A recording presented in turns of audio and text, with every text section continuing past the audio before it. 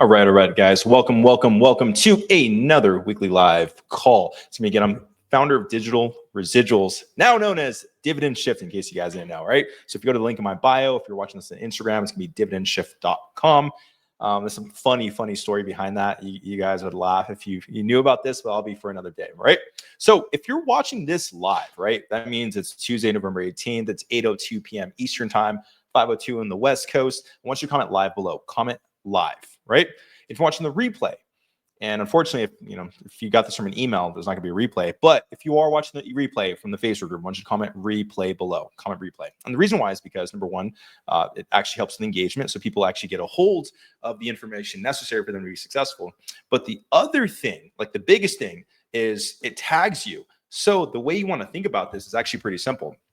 Essentially, there's going to be some different things we talk about here. We actually have like a really good lesson, and you're going to forget. Let's just be realistic. You're going to forget. And so when you go back to your notifications, you can click on the timestamp. You're like, oh, that's when we talked about this, how they made an extra $5,000 or et cetera, right?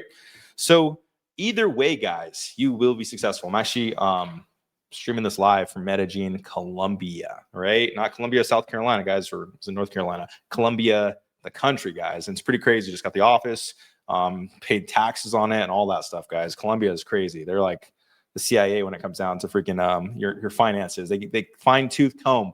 Like I haven't combed that deep when I had an afro back in the Marines, guys. All right. So with that being said, what I want you to do is comment the city and state you're watching this from, right? If you're out of the country, I know some of you guys are in Europe and in Latin America too. Why don't you comment that also? But comment the city and state. So like I mentioned, down in Medellin, Arturo, Landeros, Shreveport, Louisiana, Fayetteville, Arkansas. I got a funny story about Arkansas from the guys in the Marines. Parceto, Mr. Michael, what's going on? Awesome, guys. Cool. So we're watching it from all over the U.S. and all across the Long Beach too. I like it. Cool. So with that being said, I got a question for you guys, right? Because there's been some crazy updates, some absolute crazy updates. And what I mean by that is people were scared. Like Bitcoin prices went down. They're like, the world's over, etc. Then there's guys like, myself that have been in the space for a little while. We're like, hey, whatever. But how many guys, let's take a little poll, all right? From like the crypto prices. Do you think it's going to go up or down?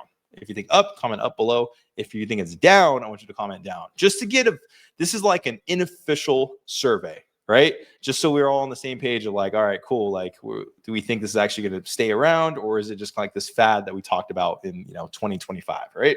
So I'm seeing Christopher saying up, Michael Dramus, letting this live, Proton 0485, Turlock, California. Oh, I like it. Cool. Yeah. So obviously, some mixed opinions, right? But most people are just like, hey, you know what? There might be some things going on, politics, the freaking Epstein list, all this stuff, craziness. But long-term, we're in the right direction, guys. So the reason I say this is I just want to make sure we're on the same page of why we're even here. Essentially, we are talking about starting a digital payment business, okay? And I get this question all the time. And excuse me if you're watching on Instagram, I got to make sure I'm in the right frame for this camera. So I get this question all the time. Like, what are we talking about? Well, essentially, it's a digital payment business. And what that means is you've gone to a business and they accept credit cards, Apple Pay, Cash App Pay if you're using that, maybe Google Pay, whatever, guys. Buy now, pay later. You're getting your Chipotle burrito for 6 payments of $1 each, right? But all jokes aside, essentially, these businesses do not accept cryptocurrency yet. So this is an untapped gold mine that's an opportunity for you guys. And we're just breaking down how you can start this business yourself. That's it. Super simple. If you work with us, we have programs available. If you don't work with us, so what? There's so many opportunities out there. Who cares, right? So to give you an idea, essentially think of something like this, right? You're going to be, this lighting is like the worst, guys. I'm going to apologize. But you're going to have a device just like this. Oh, it was the lighting, right? And so you'll have a device just like this. You'll partner with the local business. And essentially, you're going to talk to them and say, hey, why aren't you accepting crypto payments? And there's only a few different answers you usually get. Number one is going to be, I never knew that was possible. Number two is like, I didn't even think about it. Number three is like, I didn't know people were paying or crypto. And that's basically it. Everything else after that is just, okay, cool. How do we get signed up? It's actually really simple. I actually was writing some notes earlier. I'm like old school, guys, like the legal notepad. That's how you know I was in law enforcement. And essentially I was thinking to myself, like, what are the main reasons why people wouldn't be successful with this? And essentially it comes down to is like, number one, you don't take action. You don't have belief. You're like, hey, no, this ain't for me right now, which is the same thing people talked about with crypto like 10 years ago. Like, I don't know, this and that. And then in hindsight, they're like, I always knew about it. So you don't want to be a new about it person. That's what I learned the hard way years ago. Okay. And the other thing is just the skill sets, like the basic stuff necessary for you to be successful with this. You just don't know about it. And that's what we're going to do tonight, guys. Right. So pretty cool little lessons. I'm going to break down the foundations. That's going to take about like maybe 5 to 7 minutes maximum, because I'm going to make it very short today. And then I have a special guest on. I won't steal too much of the thunder, but essentially the way you want to think about this is this person spends, put it this way, like 50 grand a day, US dollars, on advertising.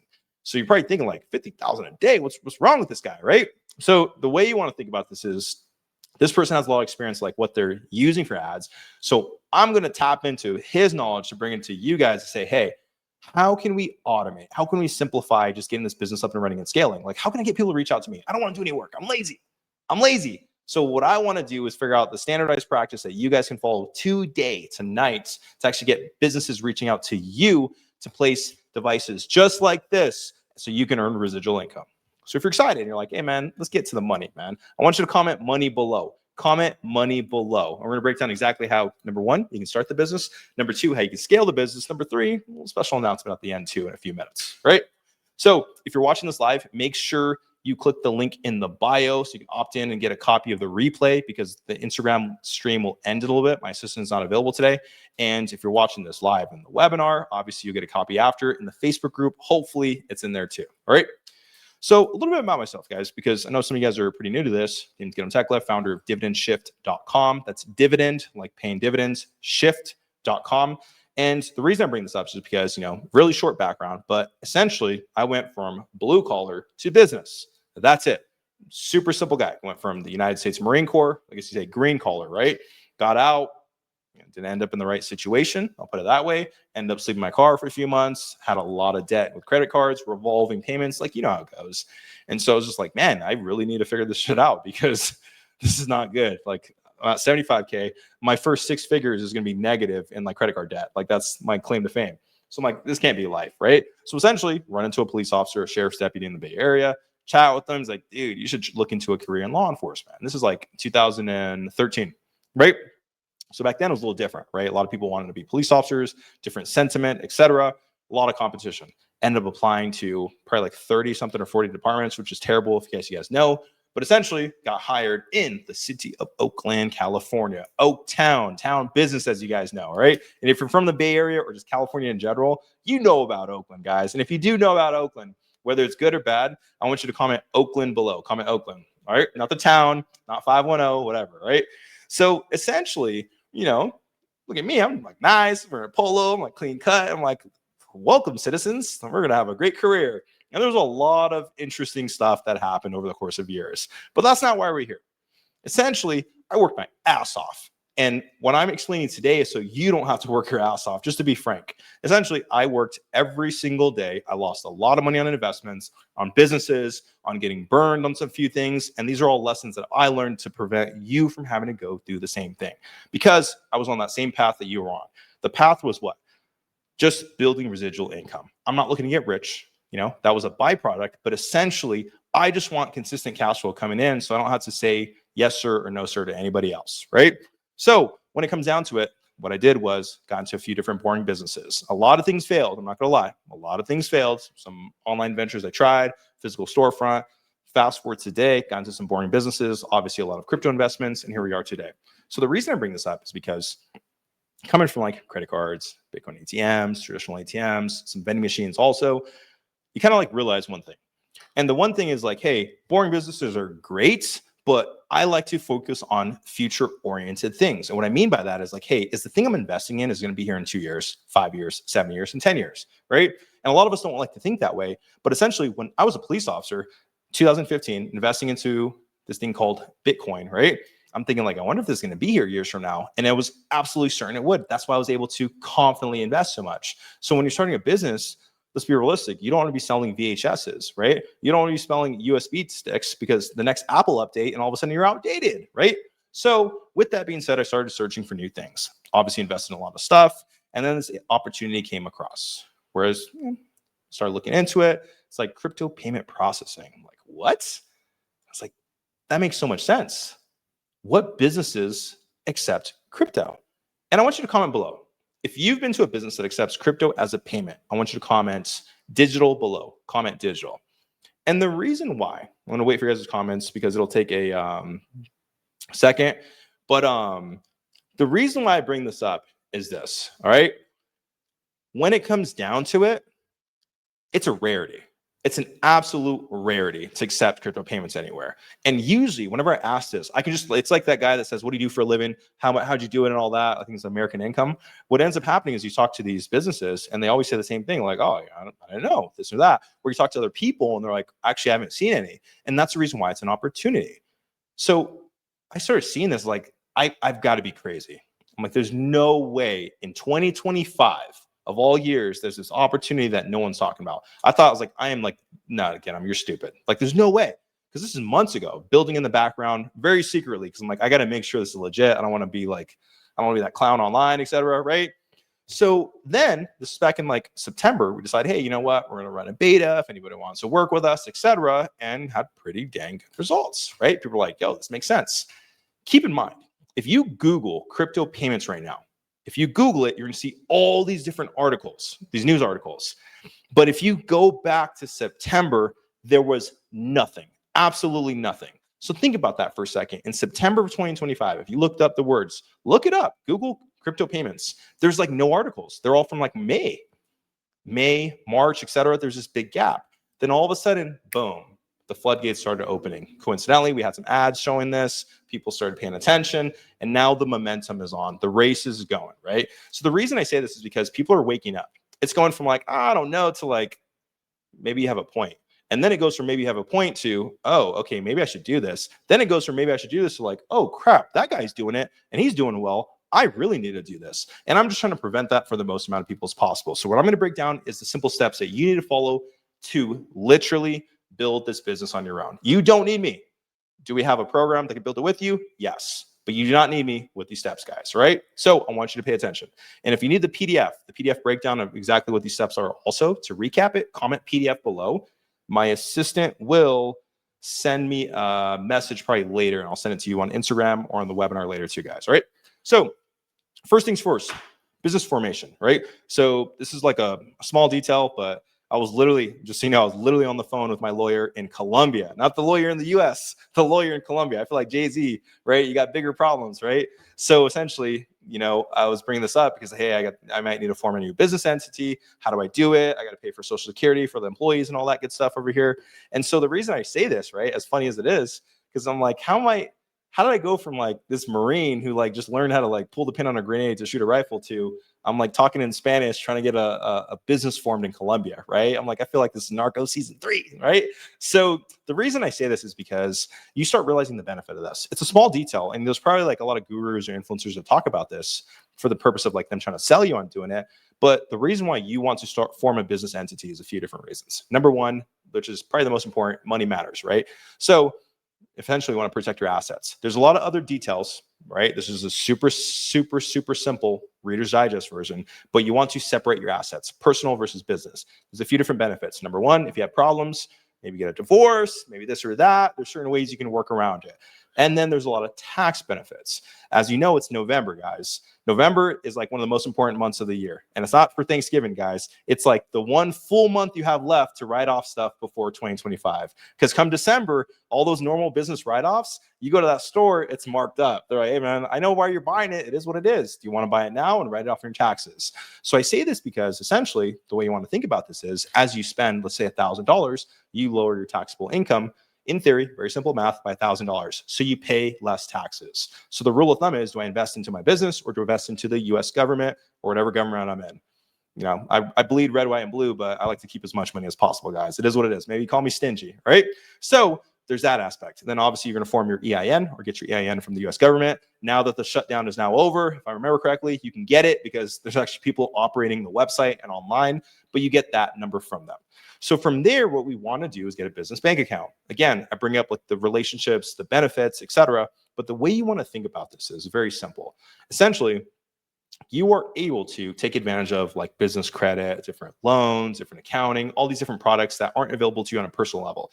So the way you want to think about this is I have a personal banker, right? Once you hit a certain amount of money, a certain amount of like revenue coming in, then all of a sudden there's different relationships. They offer you these different products while you think you're getting points here. Then there's this other one where you're like, whoa, I never even heard of that credit card before. Like, oh yeah, it's a little something different, right? So you're like, man, this is crazy. So the reason I say this is because you're building a legacy. Whenever you're building a business, you're not thinking of, all right, short-term cash flow, even though it's a priority. You are thinking of, all right, 5 years down from now, am I passing it to my kids? Am I scaling this thing, et cetera? So you want to build with the right foundations. You're not going to build a house on sand. Okay. So once we got that LLC or that corporation, the IN, the bank account, then what we need to do is partner with a processor, right? In the traditional sense, you would process with, there's different ones like TISIS, like there's all these different companies, right? But basically the way you want to think about it is the customer is going to go to the business. They want to pay from crypto to the business. There needs to be a way for them to do that. So you're going to be partnering with the company and it's going to convert, right? What I mean by that is it's going to convert. So when they scan the QR code saying, hey, you owe $50 in Bitcoin or $100 in USDC or whatever, basically they will get charged a fee, which is your percentage, your profits, and it gets converted into US dollars for the business. Because I'm going to tell you something right now. And it's like one of the toughest realizations in business, right? Especially being like, a long-term crypto investor. I'm like, I love this, right? Nobody cares. Sorry, nobody cares, right? Pat yourself on the back. You knew about crypto early, whatever. Nobody cares. And once you bring yourself back to reality and you realize, hey, it is what it is, then you realize, okay, from a business perspective, they don't care about crypto. They just want to make sure they have a way for a customer to pay. And if it's this new thing you guys are talking about, crypto or whatever, cool, just add it on. Oh, this Apple Pay thing you guys are saying is going to be really popular, just add it on. Don't let me worry about it. So you want to make it as simple as possible, which means you usually want to partner with a good company that has established reputation. They know what they're doing. They know how to onboard. They know how to scale very quickly. And the reason why is because the worst thing that can happen is you're signing a business up, you're ready to rock. You're like, man, I'm about to make like $300 a month and residual income off this on autopilot. And then all of a sudden you're like, hey, knock, knock, knock, where's everybody? And everybody just disappears. So I've learned this the hard way working with certain companies. So you want to make sure you start with an established company. And then from there, you want to have customization. When I say customization, what I mean is this. Typically, if you work with like Coinbase, for example, big company, they do like crypto payments. It's more like an enterprise type setup. They're just like, this is the fee. That's it. Good luck with everything. Well, I have a question. Good luck with everything. There's no customer service. It is what it is. There's no modification. So you want to work with more like boutique because as you're building this business, wouldn't it make more sense to talk to a human versus AI chatbot? That's what I prefer also. And then you can structure different deals more appropriately. You might sign up a strip club and charge 10%. You're like, man, I'm making 10% off of these, right? They're over here throwing Bitcoins on the girls. I don't know, but it doesn't matter. But you want some customization. From there, what you want to do is have the right equipment. So in this space, there's typically two main paths. There's going to be the actual physical equipment, or there's going to be, call it digital, but it's going to be e-commerce or it's going to be on their phone. So basically, you might have a device like this. I have some prototypes coming from China too recently. I think they're finally getting past the Trump tariffs, but you're going to have an actual device, and that device itself is going to be placed at the business. So you want to figure out what kind of works for them, what's the features, et cetera. And if you go the digital route, meaning it's on their phone, like they do the transaction on their phone, you got to think to yourself, is there employees? Do the employees need the app? Like, what am I going to do with that? So there's some considerations there. And then there's e-commerce. Who here has bought something online? Comment online. Of course you have, right? Some things you don't want to talk about, but it is what it is. Essentially, the way you want to think about this is you need a way for this to happen online. And I can show you guys an example, probably the next training. But basically, a lot of the usage is actually online, like online gambling, online stores, et cetera, because you're already online. It's easy to access your wallet versus in person. So if you're missing out on like one of the biggest changes in the industry that is online right now, like you're literally sleeping with your eyes open. It's just nonsense, right? So you want to take advantage of having all those different platforms to use. And then there's the scaling aspect. So when it comes down to scaling, there's a few different ways, guys, right? And again, this is the down and dirty version of what you guys need to do to be up and running. But when it comes down to scaling, basically, there's a few different ways. You can talk to a few different businesses, like in person. You can do referrals. You can do some like marketing efforts, maybe run some ads, which we're going to talk about in a second. You can start cold calling people. Speaking of which, I just did a training on this. If you want to actually do this, like actually learn how to cold call, and you want the script that we use, comment script below. Comment script, and we'll break it down, right? So you can call businesses like, hey, why aren't you accepting crypto? They're like, I don't know, I never heard of this. Boom, number one, number two, number three, number four, etc. Right? So basically, that's the way you want to think about it. That's the 6-step system that you use to build your own crypto payment processing business. Again, do we offer this and we build it for you? Yes. Do you need us? Not if you don't want to. All I ask for is a testimonial, because there's so much opportunity out there. It's literally like a kid trying to eat chocolate chips at Willy Wonka's factory, right?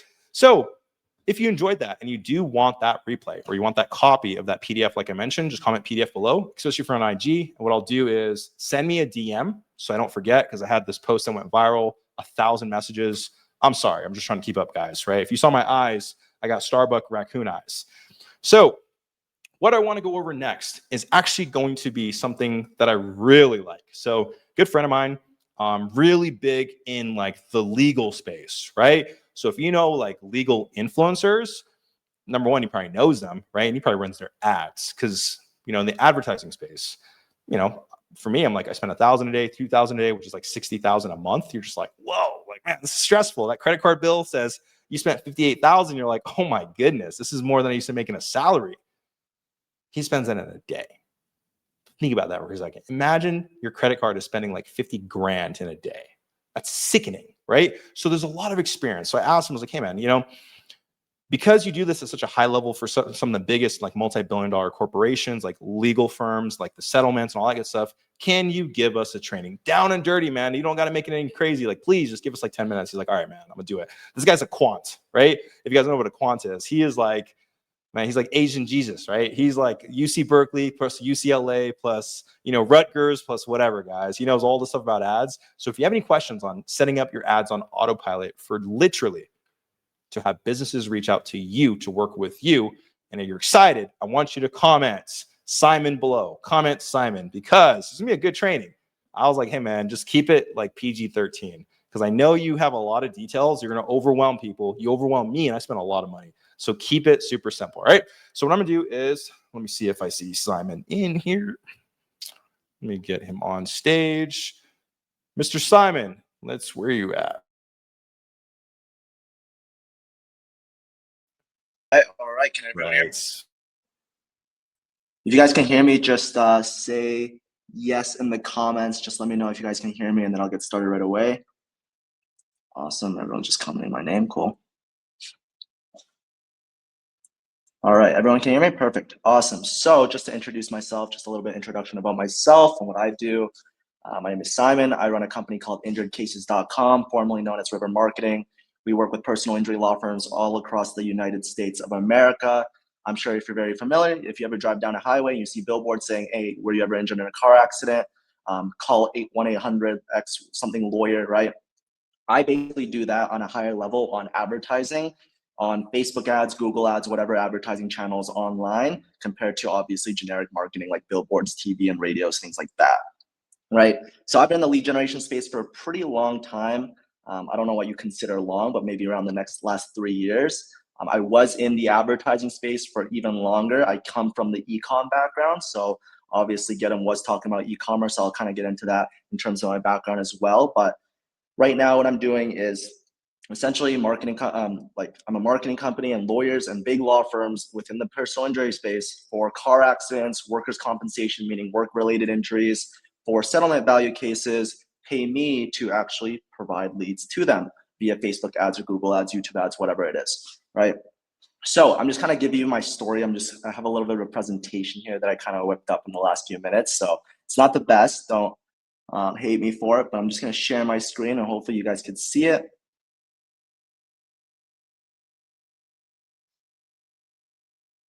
All right, it should just be a white blank screen. Comment screen if you could see my screen right now, and then I'm gonna go through my presentation just really quickly. Just gonna give it a minute to load all of your comments.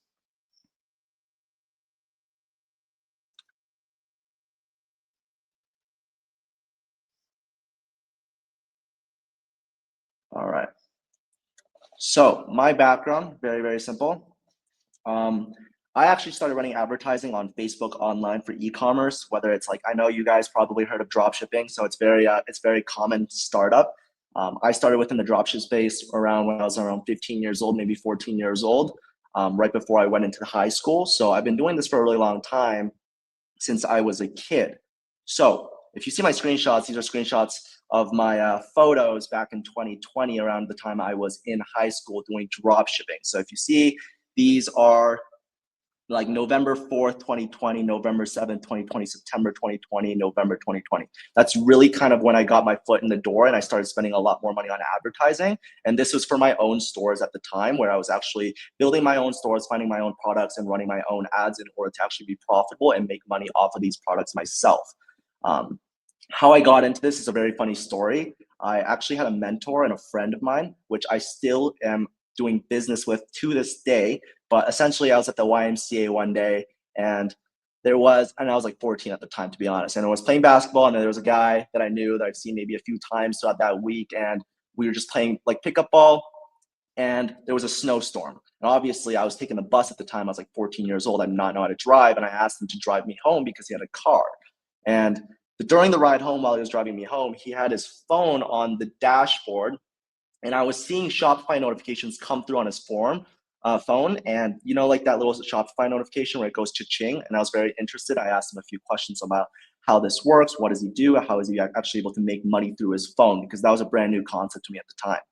And the next day, I essentially went home, watched every single YouTube video at the time that was available on dropshipping, how to get into dropshipping, how to get into the Shopify space. And a few days later, I saw him at the gym again, and I basically asked him, hey, can you teach me everything that you know? I'll work for you for free. I'll do anything I can in order to help you out. And that's kind of how I got my foot in through the door. And then I started doing things myself as well from there on. So 2020, this was like 5 years ago, and I kind of started like 2018, 2019 during that time.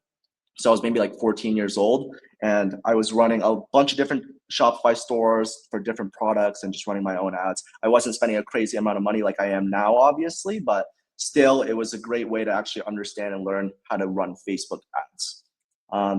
Then over the years, I started working with bigger companies, like maybe supplement stores or just like products that are already existing, because I've realized that, hey, it's probably easier, instead of actually having to find my own and source my own products, deal with suppliers and agents, build new stores, start a new brand, and actually just work with existing brands that already have a brand, already have buyers, already have people interested, already have a great product that is proven.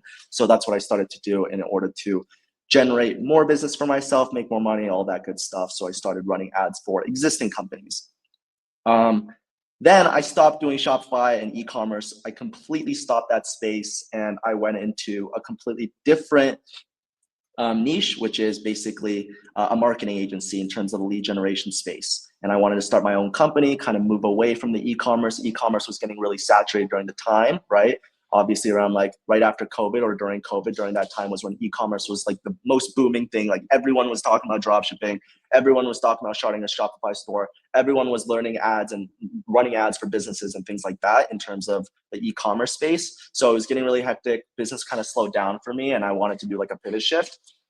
So I went into the lead generation space, where it was kind of still new, running basically marketing campaigns online through Facebook and Google and YouTube for local businesses in order for them to generate clients, right? Customers, whether it's law firms, whether it's wealth management firms, whether it's a chiropractor, dentist, whatever it is. I was trying to find a target angle and figure that out. I obviously didn't start with lawyers right from the start, but I wanted to start with at least like businesses that had some sort of money and had the budget to actually spend money on marketing for them to generate a good amount of money through their clients. So what I started doing around this time, around 2023, is when these are my notes, by the way. This is like me writing notes in 2023 in my apartment on like how Zapier works. And Zapier is just like this automation tool essentially. And I was just like learning how to like build out workflows in my bedroom for like 12 hours a day. And this is also screenshots of me just like using email softwares. And this was really manual at the time. There's a lot of new softwares out for cold emails, but this is how many emails I was sending out to different law firms, like every like month or so, just reaching out, like cold outreach, asking them like, hey, like I'm gonna offer a free trial, or like we're offering this package in terms of me running their marketing and like for their law firm, whatever it is. But I was sending a lot of emails to get my foot to the door, and that's kind of how I like got my first like foundation of like existing clients that would stay with me month over month. Next is just like a little bit more about myself. Yes, I got into the e-commerce space very, very young, at a very young age. I've been running ads for the last maybe 6 or 7 years probably. And this is more just kind of like social proof For me, like, I don't know if you guys know about ClickFunnels, all of this cool stuff, but it's like just revenue I'm generating just through this business alone. And this is all I'm doing, right? Just advertising for law firms in order to do lead generation to drive traffic for their businesses. And by the way, when Getem says that I'm spending a crazy amount of money per day, I am just letting you know it's not my own money. Like Getem is spending his own money, his personal funds in order to actually generate leads or whatever for himself. But I'm not doing that for myself. I have as well. I've also obviously spent money to acquire clients for myself, but the most amount of money I spend is actually spending money to generate clients for my own clients, business for my clients, right? So I'm taking basically law firms, law firms have a lot of money, especially the biggest law firms in America. They have a lot of money and a lot of budget in order to spend on marketing. And I just manage that portfolio and manage that marketing spend. And I'm just ahead of charge and I just run their marketing, right? Obviously, I take a cut of my own. So what I wanted to talk to you about today was something very simple. Getem wanted me to keep this as easy and digestible as possible for you guys. I can go into like the biggest rabbit hole ever and just talk about like the most like statistics, data, on like how to structure your campaigns, all of this like super nerdy stuff. But I don't think it would make a lot of sense to you guys at the moment. Maybe later down, if Getem ever wants me to bring me back on a webinar, I don't completely mess up today, I'll come back and do another webinar with him. And kind of dive deeper and kind of build on top of what I discussed today. So what me and Getem were talking about is like for people that are kind of like starting their own business or trying to just get their foot through the door, people that don't know how to run ads, there's like this misconception of people like having this like entry barrier into like the marketing space, right? Like you're spending your own money, so it's very scary. So you want to make sure everything is perfect before you actually launch a campaign because you're spending your hard-earned money, right? So it's a very scary thing. Everything has to be perfect. Everything has to be planned out, all of these things in order for you to be able to run ads, right? And that's just not the case, obviously. Your ads do not have to be the most prettiest ads in the world in order for you to run them. I personally have this motto where I say run ugly ads, and I say that to everyone that I know, and I personally run ugly ads. And ugly ads don't necessarily mean like the most like awful looking ads that you've ever seen in the world, but I'm not saying that you have to have like a Super Bowl commercial in order for you to run an ad for your business if you're spending a few $100s a day in order to acquire customers for your brand new business in terms of crypto payment processing or whatever you guys are starting, whatever journey or venture that you guys want to start and you guys want to generate leads for that business. You don't need to have the best ad, best production, best actors, best scripts, like a $10,000 camera in order to do these things. Most of the time, if you actually guys do that and you guys if you think about it too much in terms of this ad has to be perfect in order for me to run it, you're going to take too much time in order for you to take action, and then you're going to be behind. And usually those ads actually don't work. So this is just a really simple screenshot that I took like 10 minutes ago. This is just one of my ad accounts in the last, I think, like 30 days, one of the ad accounts that I run for a few clients of mine. We spent like, I think like $1 million in the last 30 months on this ad account just to generate leads on Meta. Obviously I do like website submissions and like funnels and forms. And I also just do Meta lead forms as well. But just letting you know. Next slide. So what I wanted to talk to you about is the biggest myth within advertising, especially on Facebook, especially on Google, YouTube, whatever it is. Like you guys aren't, I'm not telling you guys, I'm not like showing you guys how to run a Super Bowl commercial. I also am not showing you how to like, this might not work for the marketing campaign team for Coca-Cola, right? But you guys aren't Coca-Cola, so this will work for you guys. So the biggest myth is most people think the better the design, the better the performance, right? The higher the production, the better the performance, the cheaper the cost per lead, the better the quality of leads that you're going to get. Or the most fancy graphics or videos are just going to generate you the lowest cost per lead at the highest conversion rate. And that these pretty ads just are going to make you a lot of money and your ads have to be perfect. Where in reality, the performance doesn't actually have anything to do with the aesthetics of the ad. I'm sure that you guys have seen a lot of ads that you've clicked on that you were interested in that didn't look pretty, right?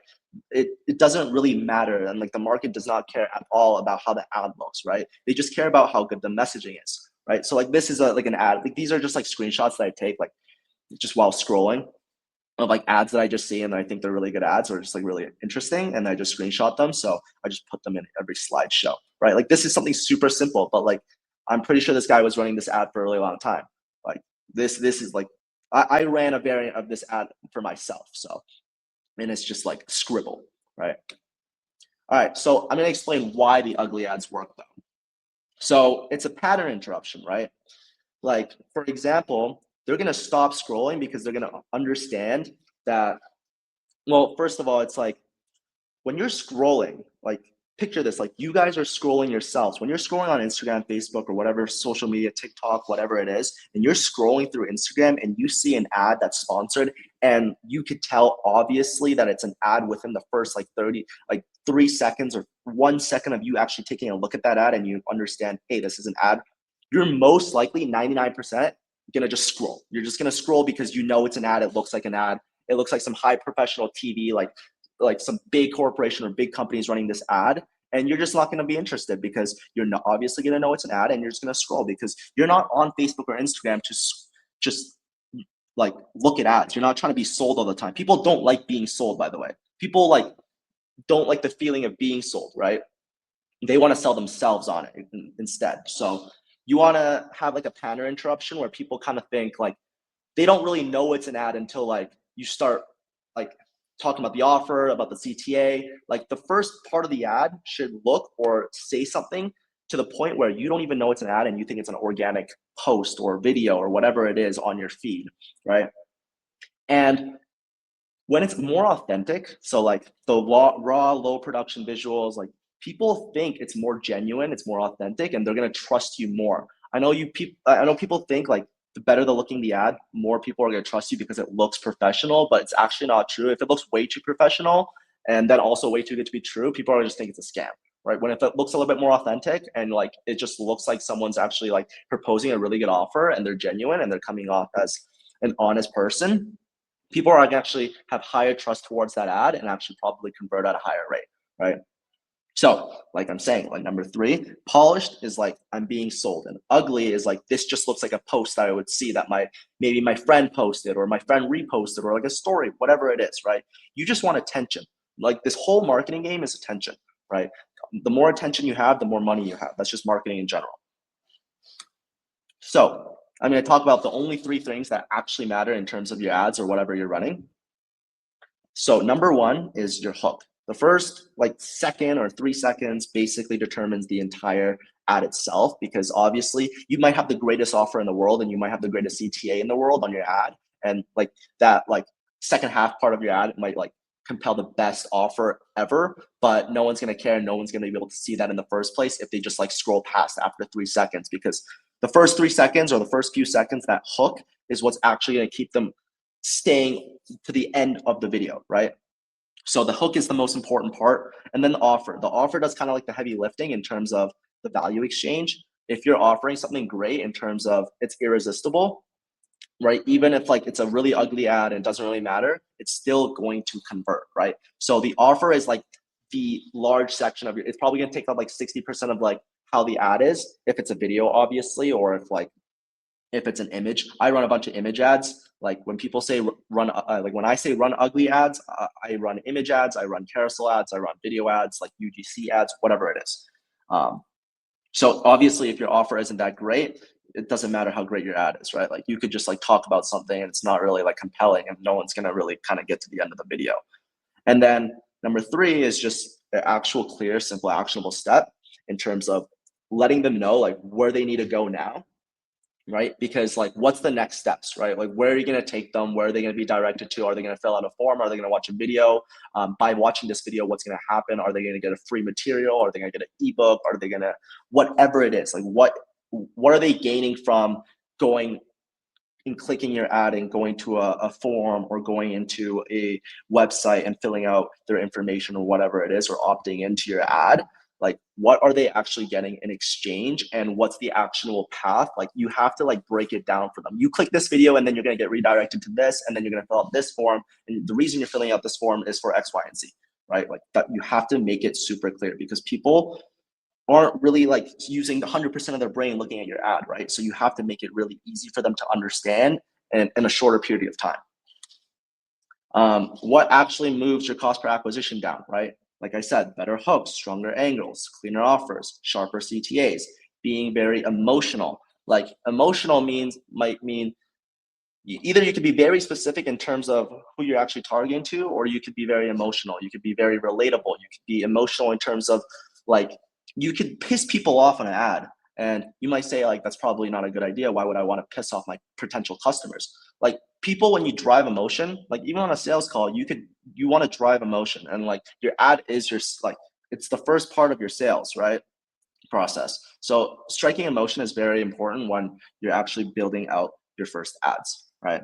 What doesn't move your cost per acquisition is the perfect grammar or like spelling or like cinema quality footage or like these fancy graphics or whatever it is, like these fancy colors or just like whatever it is. Sometimes, like, to be honest, like I've ran ads where it's like, this is really funny. Like I've ran ads where I on purpose misspell like the most important word by just like one letter, and like people just like get super confused, and then like it drives a bunch of engagement. People are gonna like comment on that and say like, you spelled this wrong, you're an idiot. But like it's just driving more engagement, and I'm doing it on purpose, so like people actually stay, and then they get more emotionally attached to the ad, right? Now my last slide is just I want to just go over it at the end, and just, there's a really good example, and I'm sure a lot of you guys seen it. Like some of the highest scaling ads on Meta, and by the way, I spend most of my money on Facebook ads, so that's why I'm telling you, are memes or blurry videos or just selfie style clips, right? It could literally be a meme, or it could literally be just like the lowest quality, like 720p like video, and just like in your garage or in your like bedroom or bathroom. It doesn't really matter where it is. Like you can just test out different angles. The ugly is more relatable, and then the polished is just like ignored, because people don't want to be like targeted. Like people like just like going on Instagram and consuming brain rot or content or whatever, or they want to see what their friends are up to, right? They don't care about your ad, right? So like I'm saying, your audience doesn't care how beautiful your ad is. They just care about how quickly you solve their problem. And there's a very good example. I don't know if a lot of you guys seen it, but there's this video. It's like the best. It's like in the internet marketing space, this is known to be the best ad on the planet. It's here in my garage with my Lamborghini, Ty Lopez ad, right? It's very, very, like, the quality of it wasn't that great. He wasn't saying anything too professional. There was a hook, which was, I'm in my garage with the Lamborghini.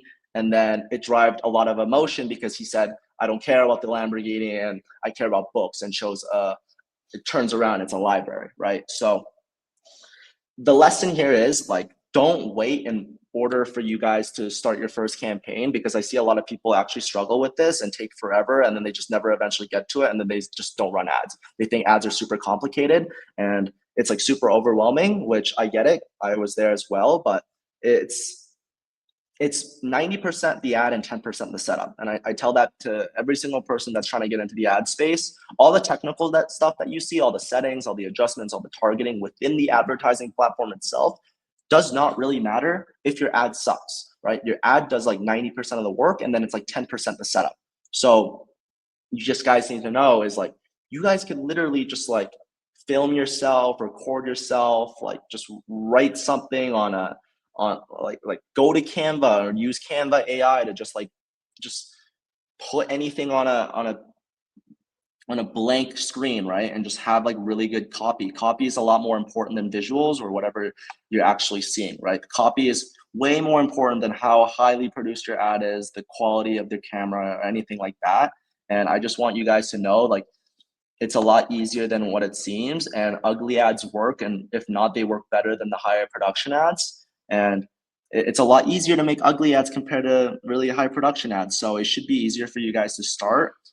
Just make sure your messaging is on par, and just get ads as live as possible, right? Like, don't worry about the setup. If you have a good ad, test it, and then you'll know. If an ad is really good, you can have the worst setup in the world in terms of your setup within your campaign, and it will still print a lot of money. And you can have the best setup in the world, and if your ad's not that great, you're not going to make any money. So all I could say to you guys is just make an ad, make as many ads as possible, come up with as many ideas as possible, and just launch your campaigns, right? And then see what happens. Obviously, yes, you're spending your own money, but don't take too long to plan it. Don't be the person that like plans everything out perfectly and takes like so much time and so much effort on trying to plan everything out perfectly. You know those people that are like just plan out everything and then everything has to be perfect in order for them to get started. And then there's the guy that just like it's like there's like this meme, right? It's like the guy that's like he seems so stupid because he keeps it so simple and then just does it. He just takes action, right? And he gets the results and he gets instant data feedback way quicker than the person that waits in order for everything to be perfect. If the person that just does it within like an hour versus the person that waits a week in order to do it, the person that does it within an hour is going to get better results than the guy that waits a week in order for everything to be perfect, because he's going to get better data feedback more consistently and more sooner, right?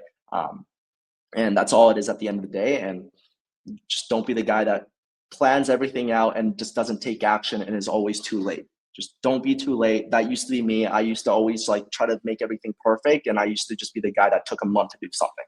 And then there's another guy where I'm calling him stupid the entire time and saying this guy has no idea what he's doing. Like he's like I'm looking at what he's doing. I'm like that doesn't, like, you didn't put any brain thought, you didn't put any effort, and then 3 months later he's making way more money than me, right? So all I can say is just get started, run ugly ads, and that's about it.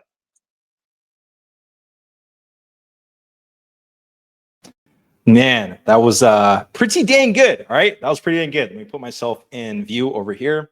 Badass, right? So if you guys like that, training with Simon, and you'd want more tactical stuff, because I pay for a pretty high end mastermind, and I pay basically the equivalent of a U.S. salary just to get access to it, right? Like a really good US salary. So this is like a Reader's Digest, like super in-depth, simple version that we try to give you. If you like something like that, I want you to comment Simon below. Comment Simon. The reason why is because I got to make sure you guys like what you're reviewing, because at the end of the day, let's be realistic. If I can provide you as much value as possible,